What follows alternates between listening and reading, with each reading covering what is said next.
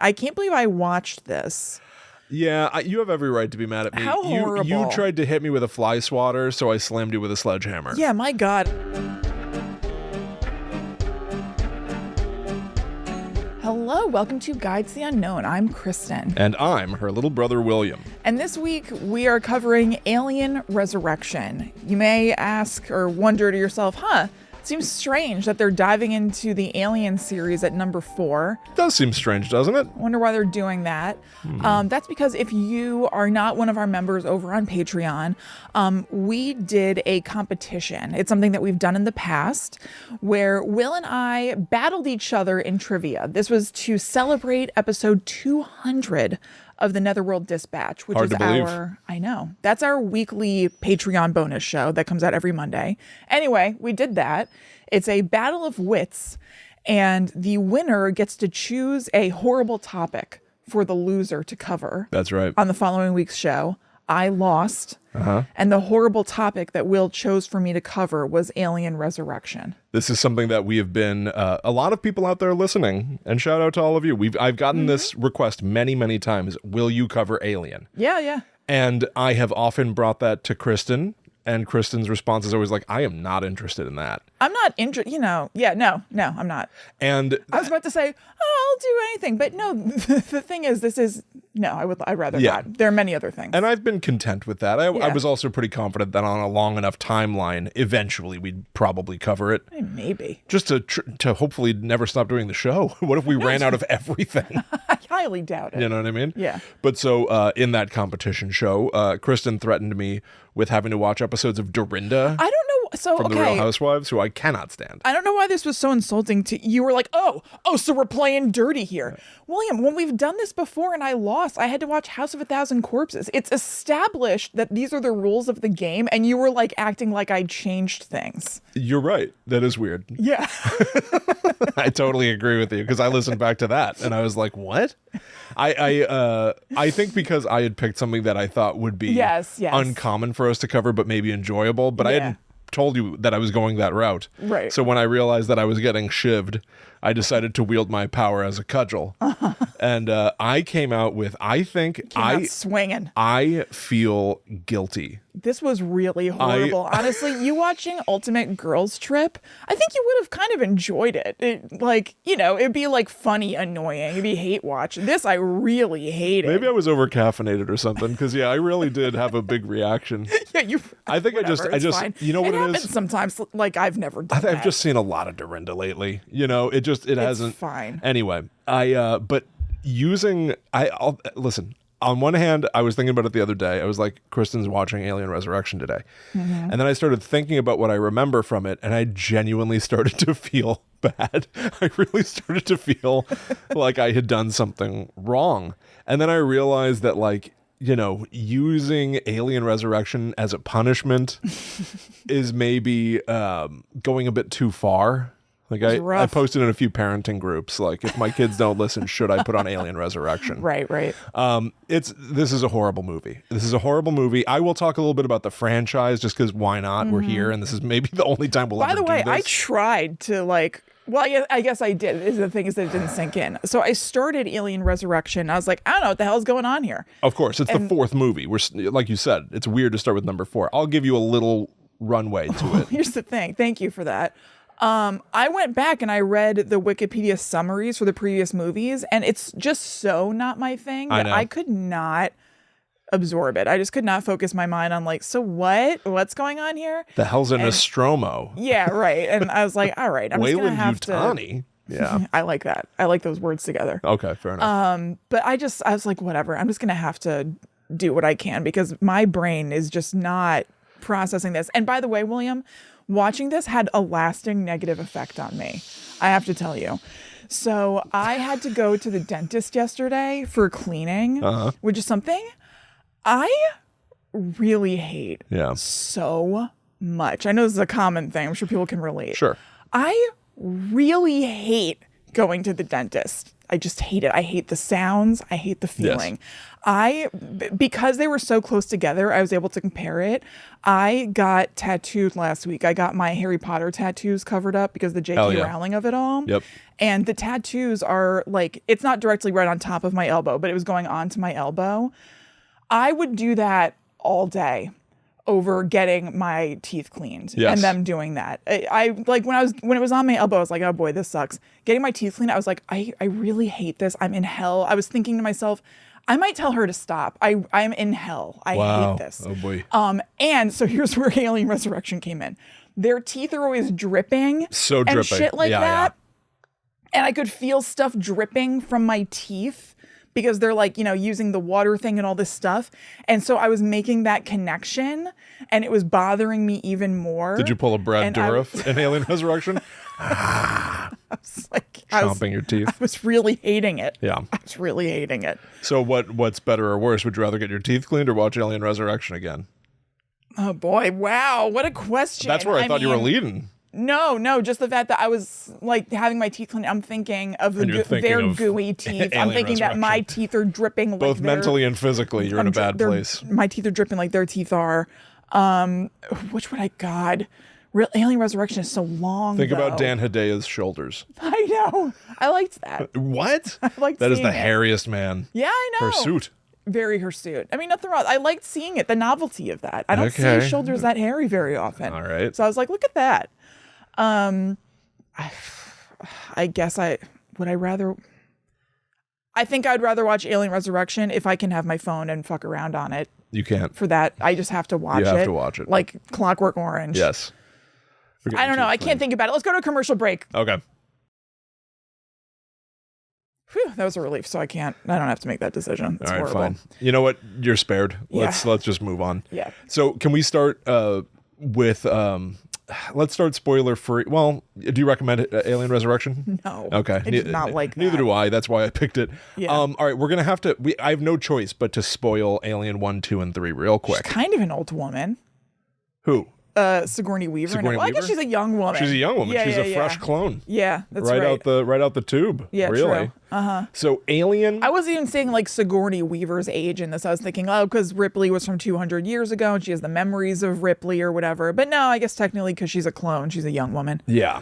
Well, Alien is the original movie. Legendary. Mm-hmm. Legendary. Yeah. I know that it still is not your kind of thing at all, but no, I've only seen it once. I saw it at the outdoor movie theater, so at least that was like a novelty setting. Yeah. But, does it eat a cat? Does an alien need a cat in that? No, there is a cat. Okay. There is a cat. I was just remembering something about a cat. Yeah. Alf eats cats. You're thinking about the wrong alien. That is what was going on. E.T. eats Reese's Pieces. Alf I don't know what cats. I don't know what the xenomorph eats. People. What's its motivation? What's its mission? That's a great question. There's not enough time in the day to get into it because there are different motivations depending on the movie and depending on the cycle of life. In this movie, what's its motivation? Why are they killing all of them? Because in this movie, I think it's just like feral animal because they cloned all these xenomorphs back to life. I guess so, because I was thinking, like, is it just they want to be free? It's Jurassic Park. It's just an animal. Yeah, right. I mean, does it have an insidious... The thing is... at the end of the day, it must be instinct, because my thought at first was like, why are these aliens just killing everybody? And then I was like, I guess they're killing their captors. Maybe they don't want to be stuck in the ship. Is that ship the Nostromo that they're in? At that point? In Resurrection? Yeah. No, I don't think we're so. 200 years past the I Nostromo. like saying that name too. Yes, there are some great words. I know. I like Nostromo. I like what Weyland Yutani. Yeah, I like Ellen that. Ripley. I like her name.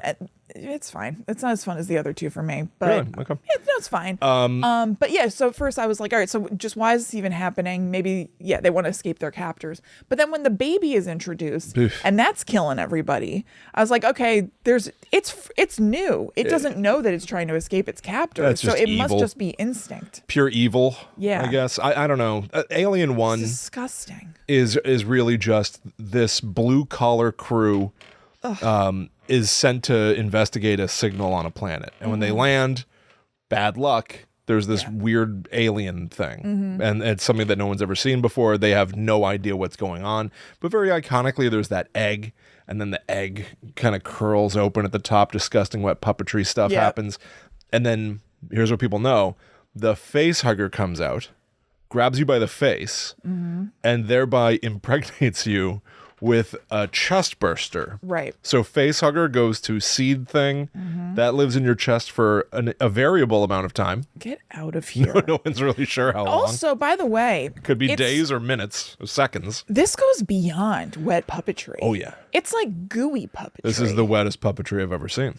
It's thicker than wet puppetry. It's like worse. Yes. Wet puppetry is a term that we coined because of the Land of Illusion music video from Genesis. Where they had a Ronald Reagan puppet who's lying in a bed, and it's implied that he's surrounded by his own sweat because he's having nightmares, but it's literally just like sloshing water on a puppet. Yeah, so gross. Wet puppetry. Puppetry.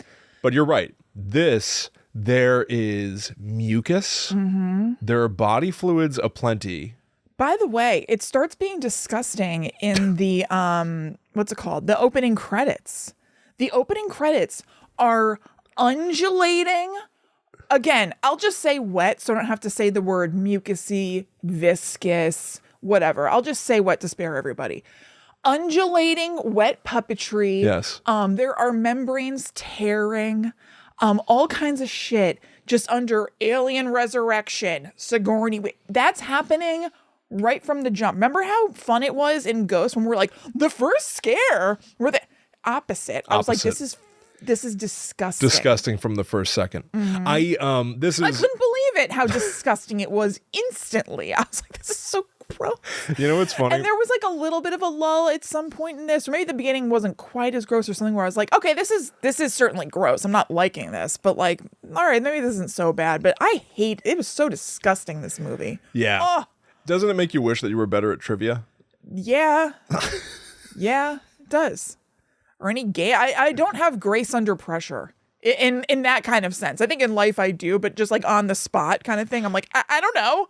Well, I told you, if you need to contrive some reason to I still think that it's fun that you need to defeat me in order to get me to watch more Housewife stuff. Yeah, I know. But if you can contrive a way, I don't even care if it's fair. Yeah. Feel free. If you have suggestions as to what my weaknesses may be, by all means, go for it. Help Kristen, because quite frankly, I think I went too far. Oh, God.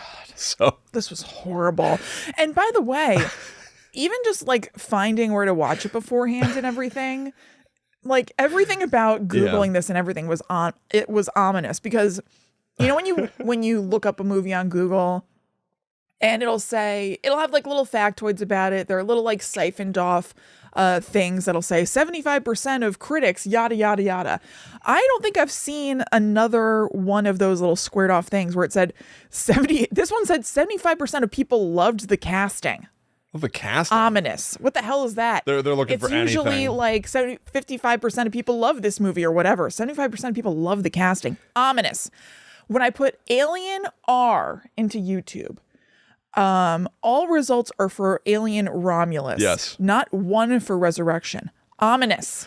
I know that Romulus just came out in 2024, but not one single result was for Alien Resurrection in the generated results. Weird. Can I interrupt your ominous list real quick? Because I only have one more. Okay, go for it. The description on Amazon Prime, where I ended up watching it because I had digital credits or whatever, so I could pay, I think it was $174 rather than the $399. I wanted you to pay more. I know. Also, weirdly, at the library where I work, I was second in the hold line. So people are getting this. And I waited till the last minute. I waited till the last day I was going to be at work before today to see if I could just wait until, and I wouldn't get it in time, so I had to pay. Yeah. The description on Amazon Prime is only Ripley continues battling aliens. Ominous.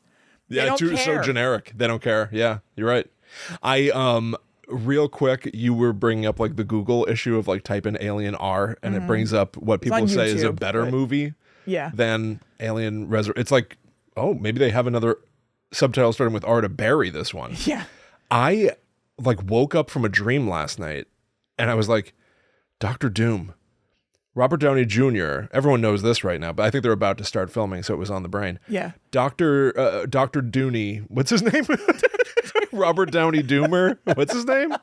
Robert Downey Jr. Wait, are you doing this right now, or this is what you were thinking? No, well, I just did that right now. Oh, okay. But here's what I was thinking. Yeah. Robert Downey Jr. is coming back to Marvel to play Doctor Doom, which is confusing because he was Iron Man in this same franchise.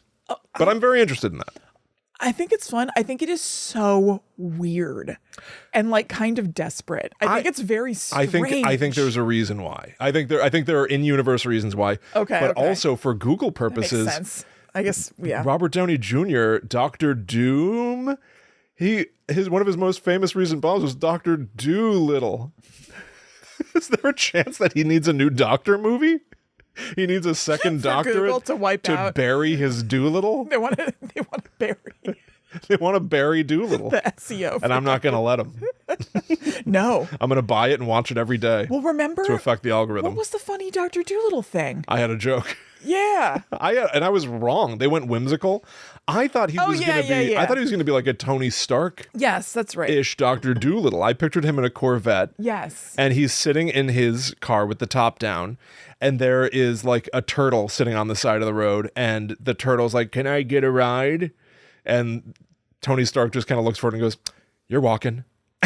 and smashes on the gas. Yeah, that kind of feel. You know, I thought that's what they were going to do. They went with like, he's got a top hat and Yeah. Some sort of like Wonka, I'm guessing. I never saw But it. he's a double doctor. Yeah, he is a double doctor. He's not going to stop until he plays Double every daddy. doctor in town. Yeah, that's right. You could actually say Doctor Doom is probably like it's probably like a spiritual follow-up to the Doolittle movies. In a doctor in series. many ways.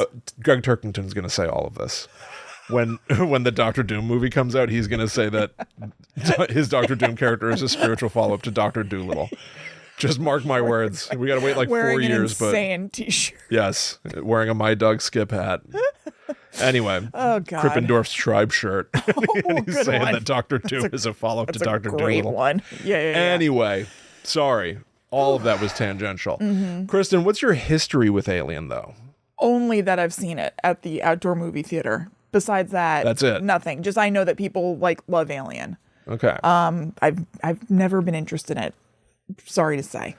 There was a time. I'm not sorry. There are plenty of things I'm interested in. I know a lot of people love it. Love that for you, but it's not for me. There's a thing in me sometimes where it's like I don't even necessarily like something, but it's so revered or it's got a place in cinema history, and that makes it notable to me. And I think I came to terms with the fact that I don't really like these movies either, but I have seen them so many times. Yeah. I think it's just because I'm like, well, they're movies that people keep talking about. So like I have a box set of the first 4 Alien movies, and I watched Prometheus and the other Prometheus film. There are 2 Prometheus? Yeah. Prometheus. Metheus too. Metheus. I think that sounds good. I think that Prometheus and its sequel, I can't even say it. Metheus too. I like that. That's so. I think that goes funny. nicely with the other fun words on this. Have you seen Metheus 2? It's a sequel to Prometheus. Oh, that made me lightheaded. Oh, God. Metheus 2. I don't know why they dropped Pro for the sequel, but they did. They just did. By the way, I just glanced at my notes and I just saw the words. I just saw the words intermittent hair and holes. And I guess I forgot that that's also part of the title card background. So it's undulating wet stuff, and sometimes there are hair and holes going on among them. Oh my God. So horrible. So you didn't watch this, and I don't blame you. So you didn't, right? You don't know what I'm talking about? Well, this is like, let me pat myself on the back for a moment. For not watching it.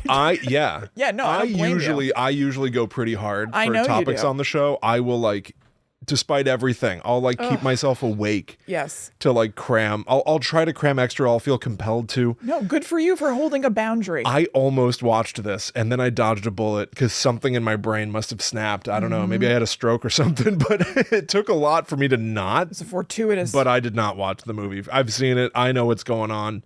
I know what this is about, and I'm out. I'm done with Alien. I'm out. Yeah. I'm out of the Alien game. I did not see Alien Romulus. I'm done. Yeah. I'm done. Yeah. I'm not seeing Prometheus 3. I ain't doing it.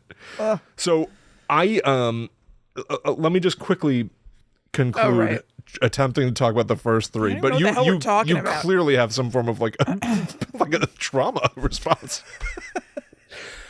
Alien 1 is 1979. It's written by Dan O'Bannon. He's a cantankerous. I also like that name. Yeah, it's a great name. Dan O'Bannon. Dan O'Bannon. Yeah. He is also the writer of, I don't know, Return of the Living Dead. Oh, okay. That's another Turkington, isn't it? Yeah, I know. But so in that movie, people have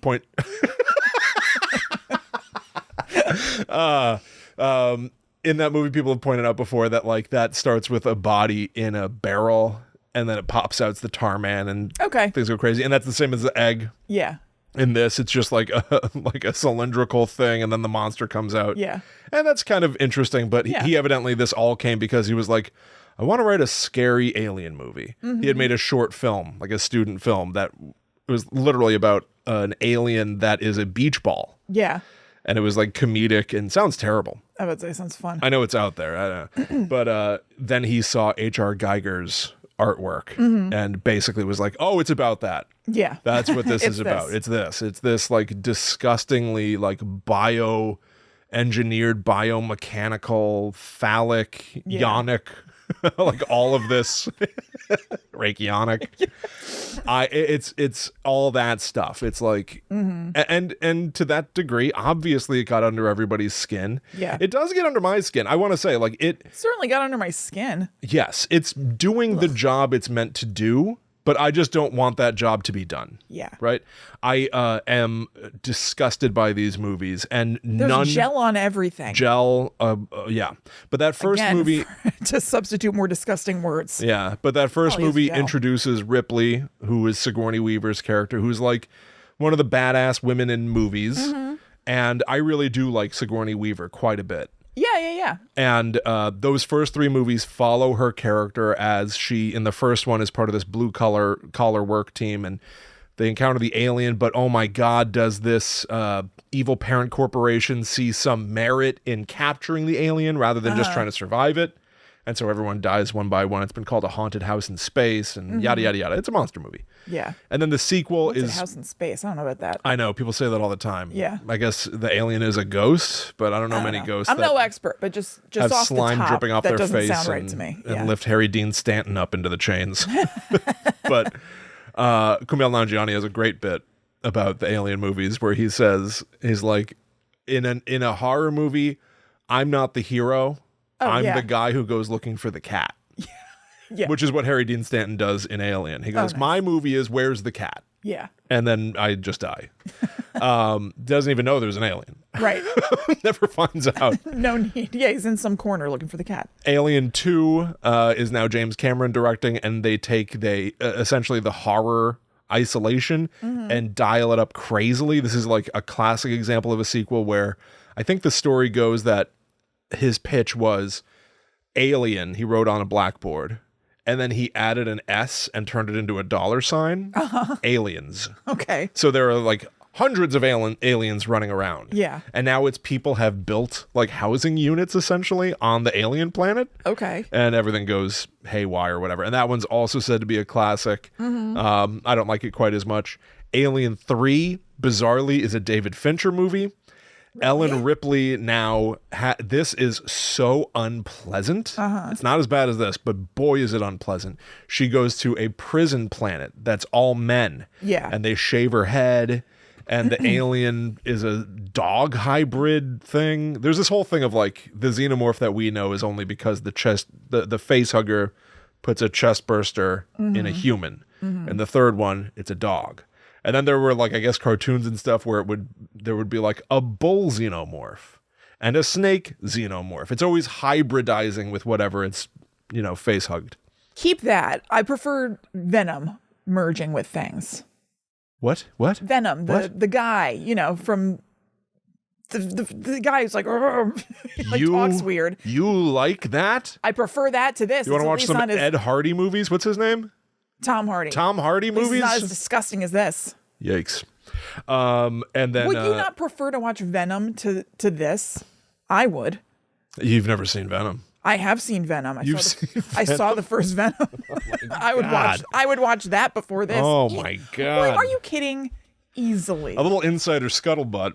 I went to work on Earthbreak right as Venom came. Earthbreak is one of my audio dramas, and Jenny Slate is the star of it. She had just been in Venom. Yep. I saw Venom before I met her, and I was never planning to say, well, hello, Miss Slate, I loved your work in Venom. Right. But she is in Venom for like the equivalent of like, it feels like they're setting up her character, and then all of a sudden you just sort of look around and you're like, where is she? She's not in this movie anymore? Yeah. Something happened? And she was not happy with that film. I'm sure. Which was very enjoyable to see. I've never really gotten to see something like that. Yeah, like an inside. Yeah. But so, yeah, I don't want to watch Venom. You see Venom 2 or 3? I prefer. I did see Venom 3. Dude, Kristen, what are you doing? What's wrong with you? I live with Ryan, who puts on any old movie. That explains it. I forgot. Yes. Old movie. Any old movie in the world that sounds a little fun, a little silly. He also likes putting on things that he knows, and I'll be like, what? Yeah. So yeah, I have seen Venom 3. Well. And I definitely enjoyed it more than this. Here's how And he merges with a horse or something. Yes, I saw that in the trailer. Yeah. Well, that is what, yeah, you're right, actually. Wow, I hadn't quite considered it that way, but Venom does what the Xenomorph things do, because Venom is always sort of, it's a symbiote, they say. Yeah. It has to be on something. So right, there's like a host. Yeah, so it can be on a fish, and now you've got a Venom fish. Yeah. That's sort of what the Xenomorph was too, because it can, and they're also that sort of like glossy black. Is there any chance that there's, well, like what came first? Sort of this like merging thing. True. I wouldn't be surprised if Venom, I think he's 80s or 90s. Maybe. I wouldn't be shocked if there was a little inspiration from Alien. Yeah. That could be. But so here's how we get to Alien Resurrection. We've got these first 3 Alien movies. They're getting worse and worse. Yeah. Although people say the second one's better than the first. Mickey Altieri would say. Oh, right. Yes, he does argue that. Yes. But so at the end of Alien 3, and again, we're spoiling these movies. I have no choice. Ellen Ripley gets a chest burster in her.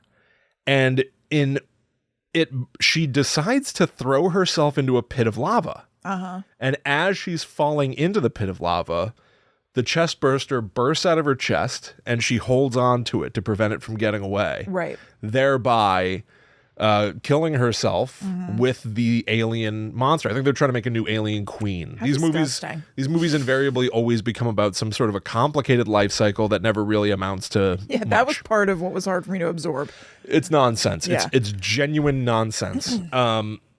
It's momentarily fun to be like, here's a thing and here's how it like, you know, I love all that extended stuff. Like, I would love to like poke around and be like, this happens, then that happens, then that. Oh, cool. If it's of subject matter that's interesting to you personally, but if it happens to not be, then it's just like really hard to follow. It like changes from movie to movie. Yeah. So it's very hard for me to remain invested in this right off the bat anyway. But anyway, Ellen Ripley goes to a lava-y grave. Yeah. Holding on to an alien queen chest burster.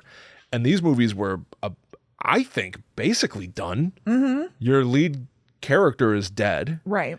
It's the early 90s. It's not looking good for these movies. Right. And inexplicably, 5 years later, Joss Whedon has some ideas, and they bring back the dead Ellen Ripley. And so, do you want to give the bare premise of Alien Resurrections, or would you like me to? Sure. Yeah. No, she has now been cloned and like mushed together with alien DNA. So she has like special powers. And she's on a ship. I'm not totally clear on what they're doing on the ship or anything. I'm not going to lie to you. Interesting. There are other aliens on the ship. And then this ragtag group of cyber people come onto the ship. They all suck. They're disgusting. Yeah, they're horrible and disgusting. Warwick from CSI is there. So it gave me a moment of like, oh, I know him, but he sucks. Gary Durden. Gary Durden. What's his name? Ron Perlman. Winona Ryder, and then some other people. And how about that guy in the wheelchair? Yeah.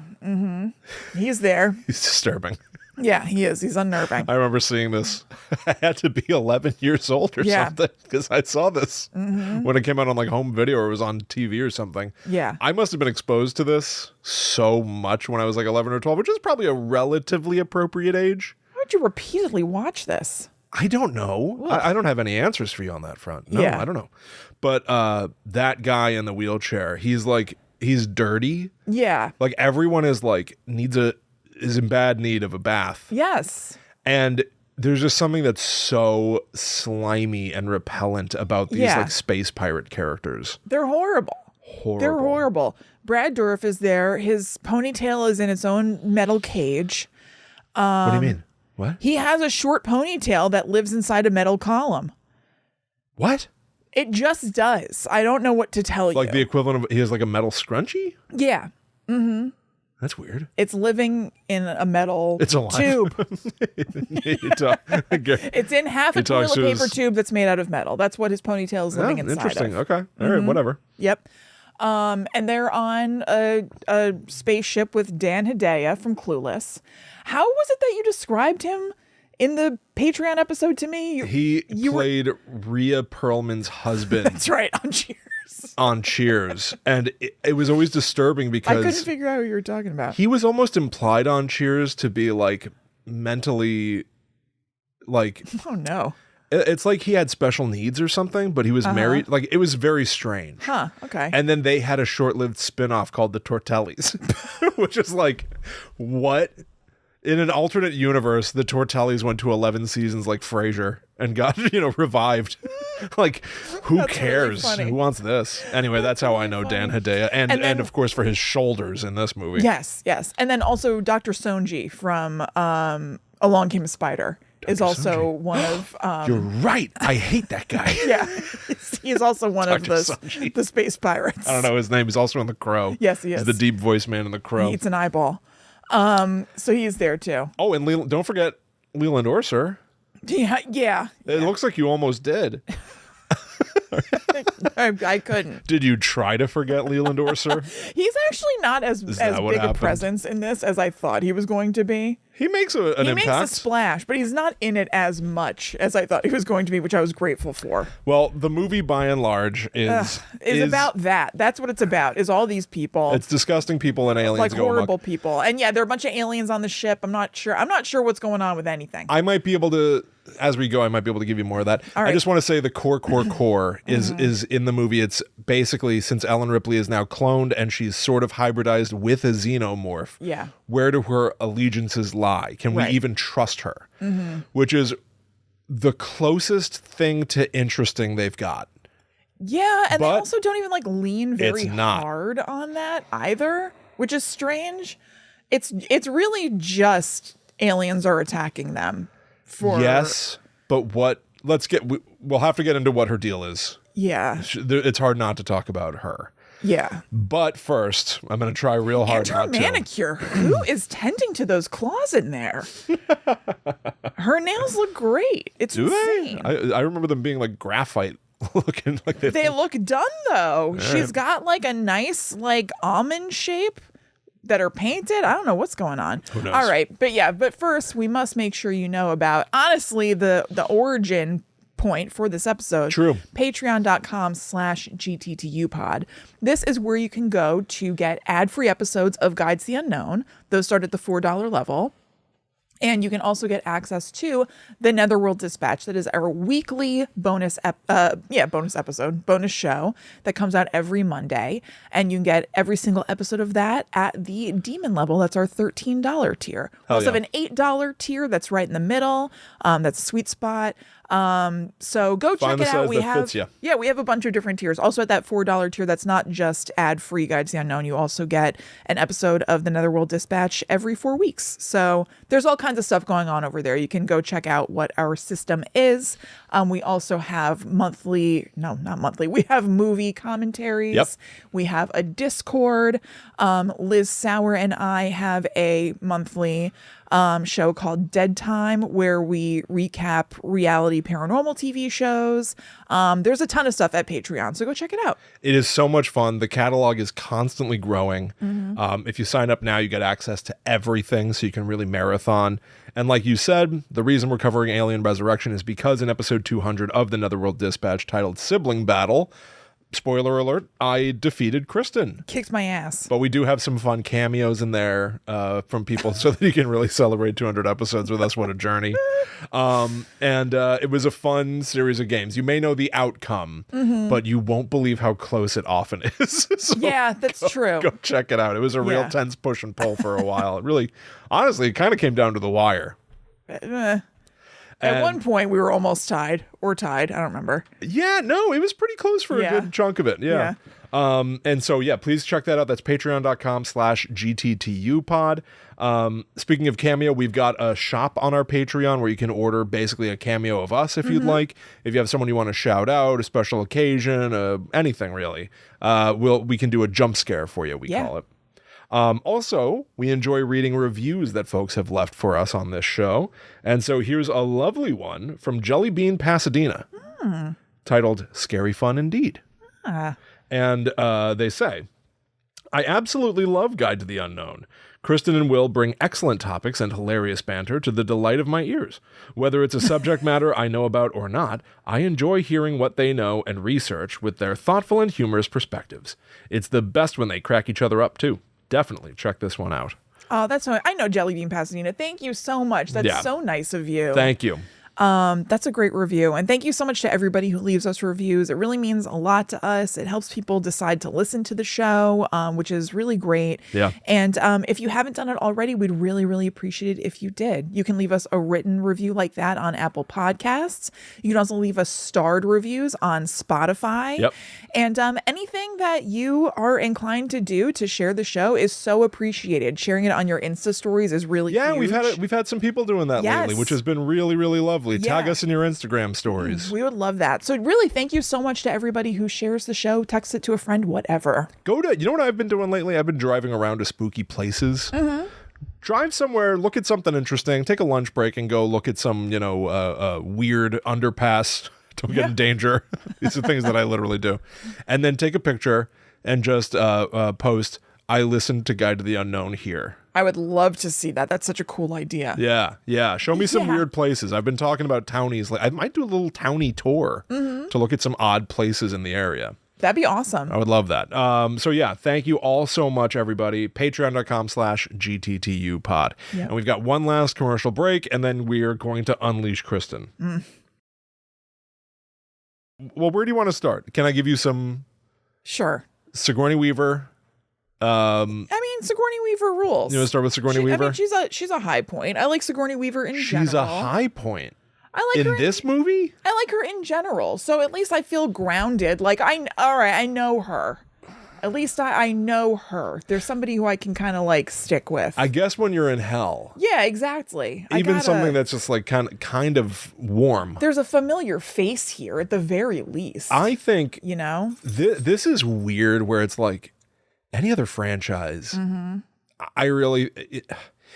I can't decide if it's like good that she's here because it gives the franchise its original I think it's hero. Probably good for the franchise. I don't know, man. Think about like, couldn't they have just not made this? Certainly, but if they're gonna make it, it probably is better for them that they have the icon of it in it. Does it bother you that it's not even her? Yes, of course it does. It's not Ellen Ripley in this movie. Yeah, of course it does. It's very weird. She died. They clearly just needed to find a way to get Sigourney Weaver back in this. And it's not the same character. Right. I don't like that kind of thing at all. No, I don't like that at all. And so this movie is doomed from the start because Ellen Ripley died 200 years ago. That's a foregone conclusion. But at least I've got a friendly face here.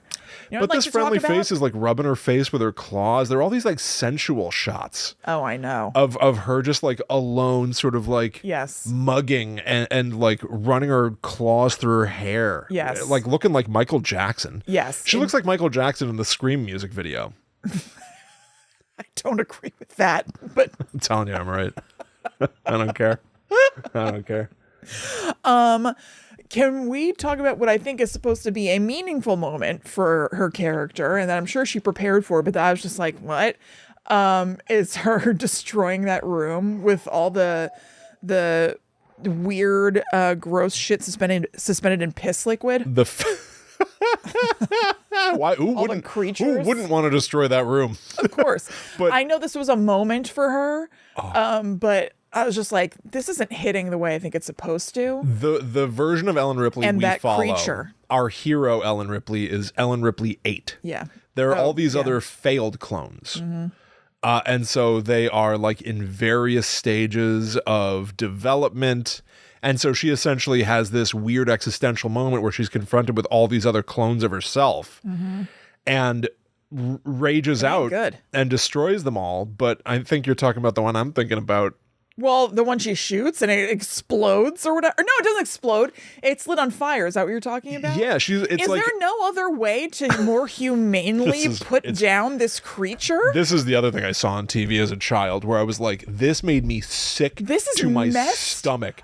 This is so horrible. I really think that this movie is a punishing experience. If you like this franchise, if you like that character, if you're a fan of enjoying your life, this movie is brutal. This is a mistake to watch. It's horrible. Do you think this is the Joker folie à deux for Alien fans? Because you know how the Joker folie à deux is kind of like, oh, you like the Joker? Well, you're an idiot. Oh God. No. I because here's why. People like this movie. Clearly. I was online at the library. Everything we've been saying is like there are people out there who really enjoy this movie and it might even be one of their favorites. I don't get it, man. Although, listen, I've now shared my opinion that maybe I'm bouncing from Alien in general, but for that reason, this movie is especially miserable. And watching a fake Ellen Ripley use a flamethrower to kill another Ellen Ripley who's like disfigured and in pain, and I think gasping and crying out. Yes. Well, she says, "Kill me," or whatever, which is so miserable. But like, could you kill her by not burning her alive? Take another beat and find another way that's less torturous for this creature at this point. Like, she has basically like a flipper. What else does she have? I don't even know. Why doesn't she look like half xenomorph? Or so? I guess some of them do, right? Some of them do have like sort of like the fangs and stuff in the tubes. Yeah. But like, I don't know. Like it's just like a fleshy mound. Yeah, she's just kind of like a human flesh shape. She has like one breast. She's like distinguishable as human, but like not, and like can't. I think there's like shit hooked up to her or something. Because she like can't like just live on her own. Oh, I hate it. Like it's so horrific. And yet, seriously, atrocious. She takes a flamethrower to her, smother her with a pillow or something. Nice and protracted and painful. Thank you. That's horrible. Thanks for putting me out of my misery by putting me through the worst misery possible. I couldn't believe it. Yeah. I was like, that's insane. This and then made also, me sick. I just don't understand her method at all. I mean, she smashes the glass of the other ones, but then also is using the flamethrower on it. I'm like, well, they're all wet. It's wet, yeah. I mean, I guess it's doing something clearly, but it's almost like this movie is stupid. Just take a beat. There's a more efficient way to do this. You know what? Surely. You know what's loathsome about this film? What? It is convinced of its intelligence and cleverness. Is it? I don't know that it is, Will. It didn't smack to me of like, oh, we're really doing something here. It felt like a big like... I think it's convinced that it's edgy and cool. Yeah, a little. There's that basketball scene. Joss Whedon's quippy shit. Yeah, that basketball scene. Maybe that's why I'm thinking about the Scream music video too, because they play that weird high-lie game. Yeah, they do. Yeah. There's like a lot of outer space sports. Yeah, that basketball I didn't realize that this was a Joss Whedon thing. William, you know, I'm not saying I'm like, oh, the world's like foremost researcher, but like for the show, I'm usually like, I'm looking into things. I watched this and I said, no. Yeah, that's enough. Done enough. So Joss Whedon wrote this? Yeah, he wrote this. Yeah, he wrote it. That basketball scene. Holy shit. I have to say, Sigourney Weaver, like actual Sigourney Weaver, I was like, wow, what prowess. Yeah. She's good. Yeah. She's good at basketball. I can't point to another example of this, I just hate it in a movie where someone's real good at sports to show that they're cool. It's terrible. I just yeah. hate that. And the No, it's idea that awful. Sigourney Weaver. So what are you telling me here? Wait a minute. A clone of a clone of Ellen Ripley with like. Okay, so maybe on Earth, are they like juicing with like xenomorph DNA to be really good at basketball? What makes her so good at basketball? Why is she so good at it? I don't think of the xenomorphs as being super duper coordinated and sick on the court. Well, I guess what they were demonstrating was this sort of like, I don't know. It was weird because she was like, she wasn't like herky jerky at all. She was just like quick, but like smooth and cat like. Like Warwick would try to like get something, and she was like zoom behind her. I hate whatever. I hated it too, but I was like, whoa. Do you ever see the basketball scene in Catwoman? The Catwoman movie? Yes. Yes. Halle yes. Berry. Oh, it's so bad. Anyone who's trying to use basketball to be hyper cool Yeah. in a movie, brutal. But then she does that, oh wow, total badass move. She throws the ball behind her without looking, and swish, nothing but net. That was incredible, though. And it evidently, how did she do that? Evidently, she did it for real, but the basketball leaves the top of the frame and then goes in the net, so no one can tell. But it was it seemed Except again, that I didn't go no one back, will stop talking about but it. it seemed like it was just one shot, and she just did it. She did it. That was incredible. She did it. So there's nothing she can't do. Reminder to everybody that when I worked at this one place and I had short hair, the boss called me Sigourney all the time. What? I remember I had that like. I mean, it's honestly unreal. Like, you couldn't write it. I had that Michael Scott boss who closed the office and took us all to see Borat. Oh my God, I didn't remember that. And we watched The Office together every Friday. And it was so crazy. It was like looking at him being like, you don't see this? And he called me Sigourney because I had short hair. And at one point in time, Sigourney Weaver had short hair. Jesus Reminder. Christ. And also very Michael Scott like. I left that job because I was going to go to cosmetology school, and he would go by my desk every morning because I was a receptionist and go, beauty school dropout. And one day when he did it, because he did it for like the whole 2 weeks or whatever that I gave my notice, I went, beauty school dropout, I know. And he got insulted like Michael Scott would. And he was like, just try to do your work, okay? Try to be professional. All right. I mean, he was unreal. That's amazing. Have you ever tried to look him up? No, I think I did at one point. This was so long ago now, but yeah, I had it was unbelievable. Just looking to not talk about Alien Resurrection. I was thinking about some of my previous jobs and how many businesses I've worked at that don't exist anymore. Yeah, and I think I want like a Party City hat and a TGI Fridays hat. Like, I think I want an outfit of all. Now that they don't exist, you know? Well, TGI Fridays exists. They just closed a bunch of locations in New Jersey. Oh, well, yeah, there's a lot of like, yeah, it's like a cemetery going to some of these TGI Fridays. I want to take some of their flair and put it on the wall. You know what I mean? Like, now that it's too late. I like that. There's something about that I enjoy. Yeah. All right. Well, back to Alien Resurrection. Yeah. Another thing with Sigourney Weaver, you brought up her kind of like being sensual and like feeling her body or whatever. There was a scene that I was like, ew, this is definitely for, this is, what the hell is it called? What am I trying to get at? Well, the essence I'm trying to get at is this is supposed to be a hot scene for a certain set of people when she falls through the floor and she is, again, in an undulating mass of like alien limbs or whatever. Remember, she like falls through the floor and then she's just like with the aliens or whatever. Kind of. Who's that for? People who find alien shit hot. Who's that? Like fetish people, or it's God. just like kinky to them or something. Like it was definitely she was like in it. You know what I mean? And I felt that they're doing something here. I was like, this is meant to be. There is some form of behind the scenes comment that she was like, I won't come back unless I can have a love scene with an alien. Oh, okay. And they sort of did that. In that scene, at would least, you say? I guess she, because like an alien carries her away. Yeah. Again, what do the aliens want? Why are they carrying people away? I don't know. In some of the movies, they like cocoon people for the face I thought huggers, the alien I guess. carrying her away was kind of like mama baby. But I guess certainly it Your could be. baby. Your baby. I don't know. It certainly could be more loverly. I don't know, man. Well, But no, she just falls through and she's all like, ooh. And I was like, okay. so gross. Yeah. All right. let's talk about what Brad Dourif is doing, if we can. Yeah. I'll just tell you what here's what I think is going on. I don't understand what happened to him. I'll tell you what I think is going on. All these movies are a mess because it's not enough for it to be like some crazy alien. There's got to be some organizing body that is like, don't destroy the alien, capture it for us to use as a bioweapon. Right. There's always some evil company that wants to use these things as some sort of warfare. Like, how many times do we need to prove that you can't control these things? Yeah. You know, Jurassic Park does this too constantly. It always ends up, every franchise eventually ends up about people with like machine guns who want to do war. Yeah, Anyway, they love it. They love to do war.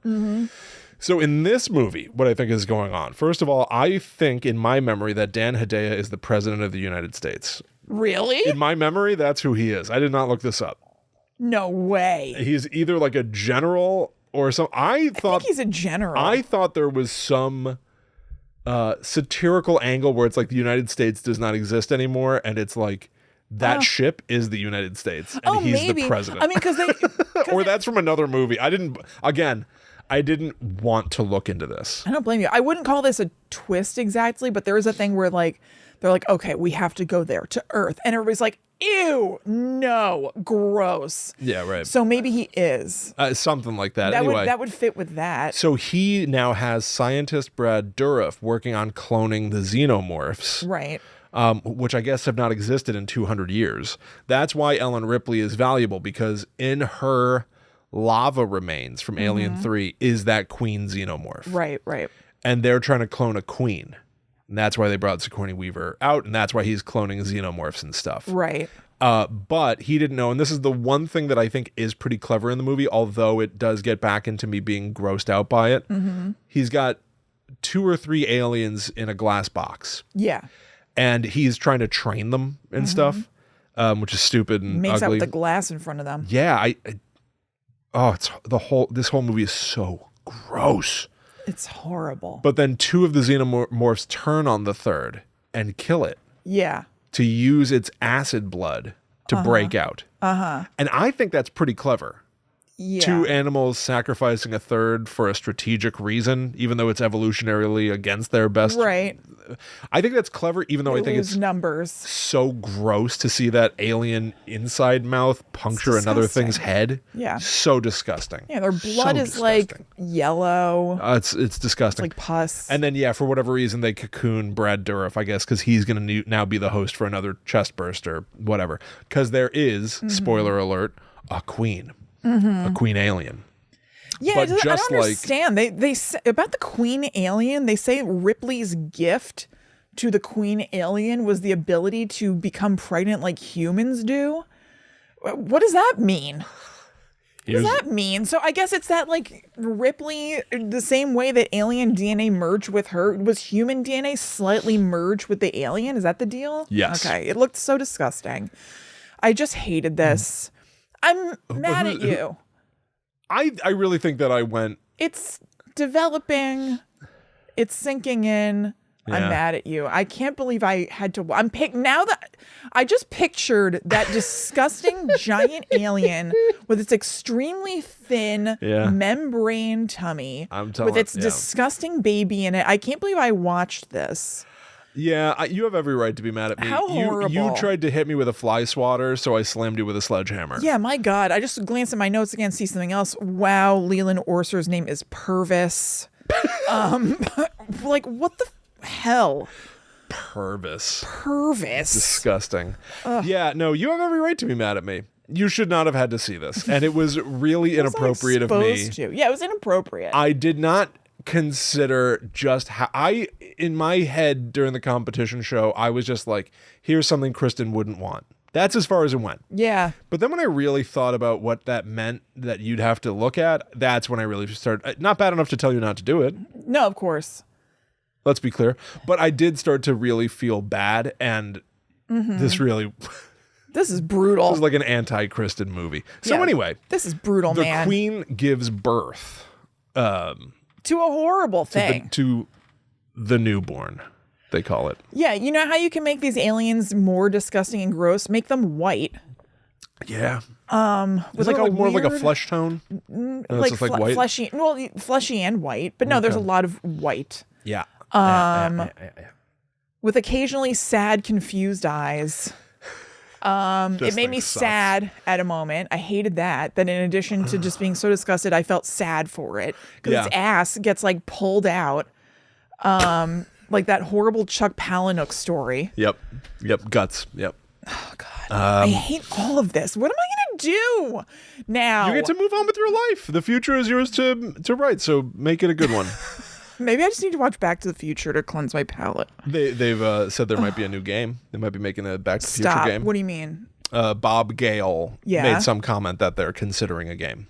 Really? Yeah, but that means it's years off. But yeah, doesn't do anything for me right now with these memories in my head now. I have nothing that I can Hopefully help you I'll with never right think now. about this again after this episode. This episode is now your time capsule for these thoughts. This is like in Doctor Sleep where you can put like all the ghosts in a box. That's this episode for you. Lock that newborn in a box, and it's episode 378 of Guide to the Unknown. It's horrible. There's like a hole blasted in the ship. Yeah. And it's like a dime-sized hole, right? Yeah, and the newborn is sucked against it. It's making me sad now. Just thinking about it is making me a little sad. Oh God, what if I cry? I don't think I'm going to. How weird would that be if the third time you cried was because of the newborn? I don't think Alien? so, but I'm not gonna lie to you. I did just feel the faintest prickle. Well, because this does, it does trigger that sort of part of your brain where it's like, it's not, these things aren't right. Like, they don't know what's going on. The newborn is gross. It's a bipedal humanoid xenomorph thing. It's obviously monstrous looking though. And it like, because it has some sort of human DNA or it like rips someone's jaw off. Yeah. But it's like, it's almost like it has strength that it doesn't understand. Totally. It doesn't know what it's doing. It doesn't know what it's doing at all. So it's like kind of sad. So yeah, it's like, there's this like little teeny hole blasted in the ship. Its ass gets connected to it because of like the strength of wind outside.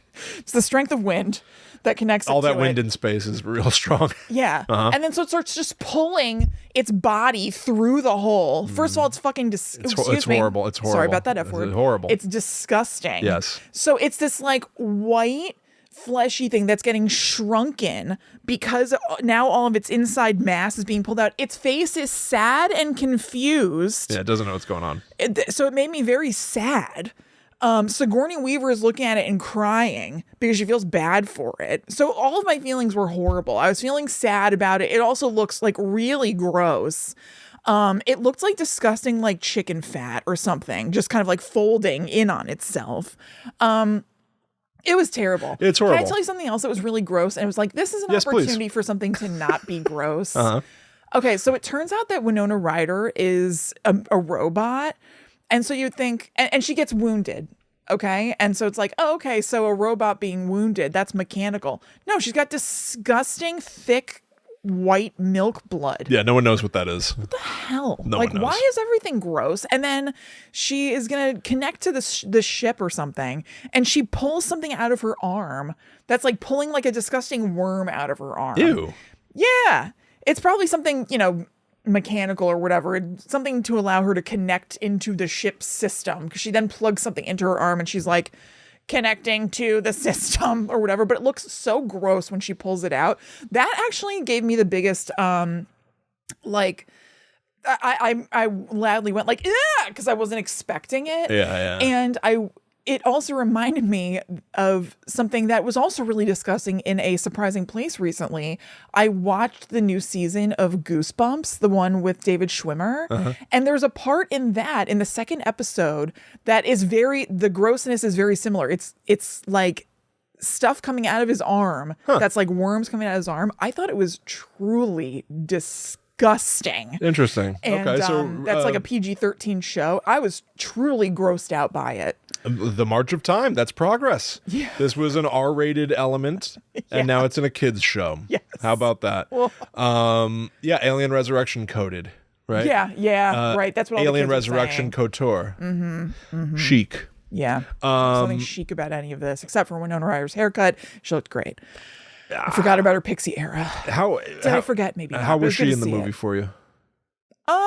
I guess fine. Another friendly face to see. I thought she was a little inconsistent. I didn't really understand why she came to Ripley and was like, hey, do you want to kill yourself because it's all so horrible? I'll help you. And then Ripley was like, no, thank you, or whatever. And then when Ripley came out to save them all, she was like, we can't trust her. She's a damned alien. And I was like, what? You were quite kind to her. Yeah, I think there's not really on, one of these movies that doesn't have trouble behind the scenes. And then when they find out that she's a robot, Ripley's like, it makes sense. A human could never be that humane. And I was like, she was kind of a B to you. I don't know. Interesting. Yeah, no. So I don't know. I mean, I love Winona Ryder, honestly. Can we talk about Purvis real quick? Yeah. Yeah. What is? Let's end it with Purvis. What does he do? What's his deal? He's like on the ship and they didn't know he was there or something. I don't really know why he's there. It's not good when you get a surprise. A surprise Purvis. A surprise visit from Leland Orser. He's in a turtleneck. And why is that significant to you? I don't know. Purvis in a turtleneck. He's in a turtleneck sweater. And they're surprised he's there. They know somehow that he has he had a face hugger impregnate him or whatever. And for some reason, it makes no sense at all. I don't know why at all. Like they've been these guys are all complete assholes. And they're like, okay, fine. You can stay alive with us. Like we'll wait the clock down basically. And they're like, somebody's like, oh, we'll put him in the freezer so that, if stuff goes down or something, he can't kill us all. And they're like, okay, but we'll wait until the last minute to put him in the freezer. Like, but they've all been very. If you see Leland Orser, you put him in a freezer instantly. And they wait until the last second, and then something distracting happens. I think somebody who they thought was a good guy turns into a bad guy. Oh yeah, and then so Leland Orser's chest burster thing starts to come out. Doesn't he start? He's like, there's something inside me. He's doing his gasping, disgusting Leland Orser stuff. He's pulling an Orser. He's doing what he does. Yes, he is doing what you hire Leland Orser When you for. want dancing, you get Sam Rockwell. That's right. When you want hyperventilating, panicking, crying, you get Leland Orser. Correct. So that's what he's doing. And you warned me. You know that website like Does the Dog Die? I need to know if Leland Orser is going to be I completely agree. That's really funny. But so it's so crazy. So the chest burster thing is starting to come about. What did I write about this? 'Cause I did make a note. Okay. So the alien's coming out, and he seems completely out of control. It seems like Leland Orser has left the building. He's just alien. He's alien mind now, but he goes after the bad guy conveniently for them. Right. Why? Yes. That worked out for everybody. Because somebody realized how clever would it be if you use the chest burster as a weapon. Yeah, I know, but it doesn't make any sense. Almost like guided by his tummy, which is bizarre. He like physically moves strangely. He moves like Beetlejuice does when he sees that like Lady of the Night house. The lady of, you know what I'm talking about? He goes like, well, oh yeah. And he kind of like hops toward him with his chest out. That's how Leland Orser moves. Yes. When he's moving his chest burster into position and he grabs someone so that the chest burster will come out of his chest and through the guy's head. It goes through his chest. It goes through. He just hugs another person and it goes through both their chests. Mm-hmm. Doesn't that seem weird? I didn't think the chest burster was like spring loaded, like it could. He has that amount of strength. It can punch through somebody's entire body. I'm pretty sure in the first movie, it like very disturbingly, it did burst out, but it like took some time to crawl out or whatever. But here it comes out like it's like a pneumatic. It also arm. it just makes no sense that he goes straight for the bad guy. It's just so stupid. There's another time where physics don't make sense in this movie. It's when Gary Durden shoots a bullet and it ricochets in an impossible way. That is one magic loogie. He shoots like straight up, but then it ricochets to the side and then really? comes back down. And I was like, this is a really shitty movie. It sucked. Yeah. I have to admit, this movie sucked. Oh yeah. I hated it. And we're done. You sure you don't want to talk about it for a little while longer? Yeah. Is there anything else you need to get off your chest? I don't think so. Or out of my chest. Yeah. A la chest burster. We've talked about it all. Every kind of monster. Ripley. Oh, here's a little bit of a positive, not about this movie, but in another segues to another movie. At one point, Ripley clears quite a jump. There's some sort of like a gap in kind of like a bridge sort of thing, and she does a crazy jump. It was like the bus in Speed. I just watched Speed. Ripley plays the bus in Speed. I just watched Speed. It kicked complete ass. Okay. So everybody should go watch Speed. What the hell is that? You just start recommending Speed? It reminded me of Speed. What year is it? From Alien Resurrection to Speed. Shitty watching. I love 90s movies. Well, let's conclude with some positivity. That's it. Oh, wait, let me see. Somebody shot a spider. Shoots a I spider. think it was Warwick. Let me see. Yeah, he's supposed to be I guess he's some sort of a sharpshooter. Maybe it was him. I'm not sure. But somebody sees a spider in a spider web and they shoot it. And I was like, what the hell? What a waste of bullets when you have, I think they know that there are 13 aliens. And he's like, what? It was either him or Ron Perlman. Yeah, they're played like they're going to be hilarious. That's so like there's some horrible. Guardians of the Galaxy crew. They are so disgusting. Yeah. What was your, I want to conclude on some positivity. What was your favorite part of the movie? Oh, I actually do know. I did make a note about something that I liked. What was the best part? I do know. I saw something. Okay. One of the very few moments of pleasure, and this was early on, this might be the only moment of pleasure. I liked Dan Hedaya lighting his shoe polish on fire. It's a nothing moment, but I was like, oh, I like the look of that. That seems fun to do. He lights his shoe polish on fire, and then he puts a lid over the shoe polish to put it out, and then he polishes his shoes with it, and that looked fun to do. It lights the surface of the shoe polish. To what purpose? It must warm the shoe polish so it can spread more cleanly over his nice general shoes or whatever. In some way, that's like I like the extra look of damning fire. of this movie that your favorite thing about it is some nonsense future prop. I like the look of fire, and I was like, ooh, look at that go. I like the look of fire. Just like pyromaniac. I do. Like admission all of a sudden. What did I like? The flames. I do. The beautiful flames. I do love the beautiful flame. Well, this movie concludes on the note that now they're going to land on Earth, and Ellen Right. Ripley, fake Ellen Ripley, goes like, "I'm as much an alien here as anywhere else." Yes, Something yes, that. that's like the last And line, they I march think. off to a sequel that will never happen. Yeah. Oh, I also liked, I guess I liked all the Dan Hedaya parts. I liked his shoulders. I can't believe that you were such a Dan Hedaya head. The other part that I liked was so like one of the Maybe aliens, you would have liked the Tortellis. You should go watch that show now. they're sending off what they call rescue ships or whatever when the aliens are going like wild in the beginning, and there are these people going into these pods to like go shoot off into space or whatever. And one of the aliens goes into the pods with the people. And it's like, oh no. So Dan Hedaya throws a grenade into the pod to like kill all of them or whatever. And then it shoots into space and he presses the button and then he gives a salute. And I liked that part. That's pretty clever. Yeah, it was fun. But also I was thinking, big risk. Like your aim has to be quite true. Well, it was. It was. He's but Dan like, Hedaya. I know, but what if it wasn't? There was no chance of that. How does he die? What happens to him? Yeah, he does. Yes. How does he die? An alien does something to the back of his head you don't really see. There's an alien behind him. Yeah. And then he reaches back and he pulls out like a chunk of his own head. That's and he's right. like, "Ah!" And his eyes get crazy. Oh.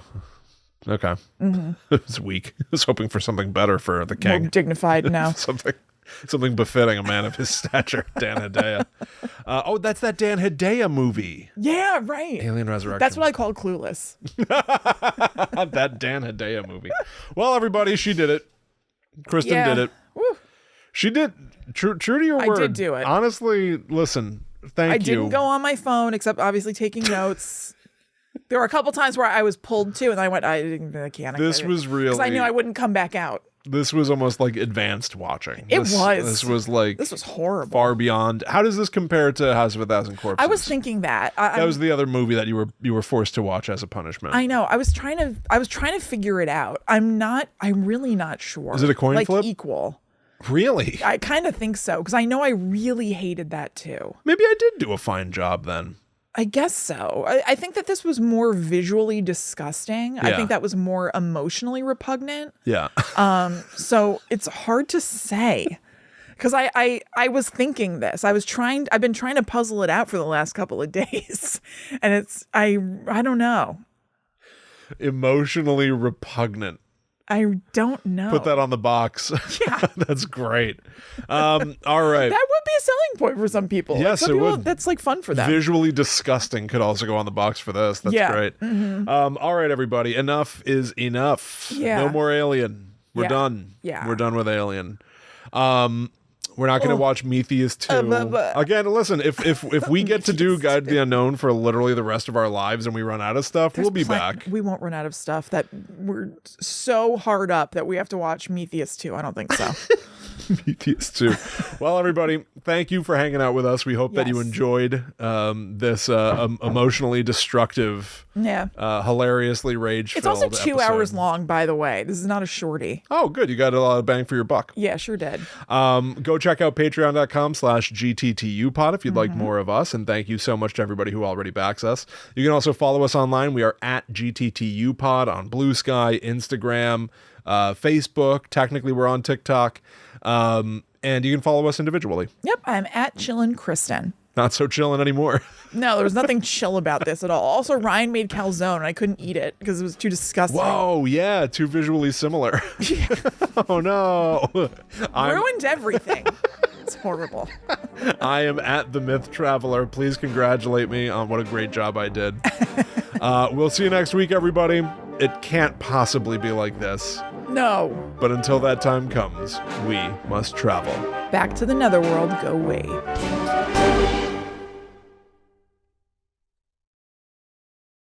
And away from the Nostromo. I just want to say that. You said it with such... Nostromo. And away from the Nostromo... I can't even say it. It's like Prometheus 2. Yeah. And away from the Nostromo. Why is that so funny? I don't know. Some sort of like positive... It just is. Oh, God.